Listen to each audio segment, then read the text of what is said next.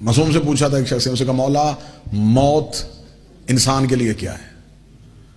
فرمایا سخت ترین مرحلہ۔ مولا کتنا سخت؟ فرمایا خاردار سے ایک باریک کپڑے کو کھینچا جائے، جو حالت اس کپڑے کی ہے وہی بدن کی ہے۔ وہ خاموش ہوا۔ امام نے کہا کیوں خاموش ہوا؟ اسے کہا مولا ڈر گیا، اتنا کٹن مرحلہ۔ فرمایا تو نے انسان کا پوچھا ہے۔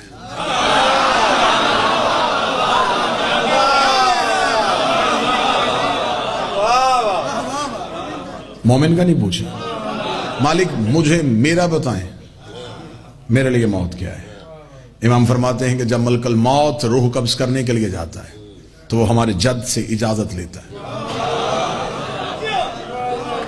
موت امر ہے، علی الامر ہے، اجازت طلب کی جاتی ہے امیر المومنین سے۔ جب اجازت مانگی جاتی ہے تو امیر المومنین کو بتایا جاتا ہے کہ مالک آج آپ کے شیعہ کی روح قبض کرنے کے لیے جاتا ہے۔ اب اگلی سطر سنیں گے، آپ کے سینوں میں ٹھنڈک محسوس ہوگی۔ امام فرماتے میرے جد کہتے اچھا تو آج تو میرے دوست کی زیارت کے لیے جا رہا ہے،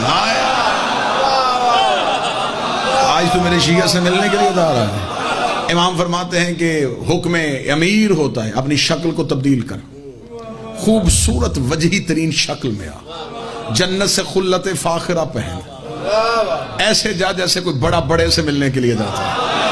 اب موت سنانے لگا ہوں کہ موت کیا ہے، جس سے لوگ گھبراتے ہیں، جس سے لوگ ڈرتے ہیں۔ امام فرماتے ہیں وہ خلت فاخرہ پہنتا ہے، جنت کی خوشبو لگاتا ہے، بہترین شکل کو تبدیل کرتا ہے، اس مرد مومن کے قدموں کی طرف آ کے کھڑا ہو جاتا ہے، مرد مومن کے قدموں کی طرف آ کے وہ اپنے پروں کو مرد مومن کے پاؤں کے تلووں کے ساتھ مس کرتا ہے۔ امام فرماتے ہیں مرد مومن اپنے پاؤں کی طرف دیکھتا ہے، جو ہی قدموں کی طرف دیکھتا ہے تو ملک الموت اپنے پروں کو جوڑ کے آسمان کی طرف اشارہ کرتا ہے۔ آسمان کی طرف اشارہ کرنا ہوتا ہے یا وہ مرد مومن قدموں کو دیکھ کے اپنی آنکھوں کو آسمان کی طرف لے کے جاتا ہے، جو ہی اس کی آنکھ کی پتلیاں آسمان کی طرف جاتی ہے تو ہم 12 حجابات ہٹا کے اسے اپنے چہرے دکھاتے ہیں۔ جب ہم اپنے چہرے دکھاتے ہیں اس کے چہرے پہ ایک بھینی سی مسکراہٹ آتی ہے، وہ دوبارہ ملک الموت کا چہرہ دیکھتا ہے، ملک الموت اس کے قدموں میں پر رکھتا، اگر تو چاہے تجھے تیرے مالکوں تک چھوڑاؤں۔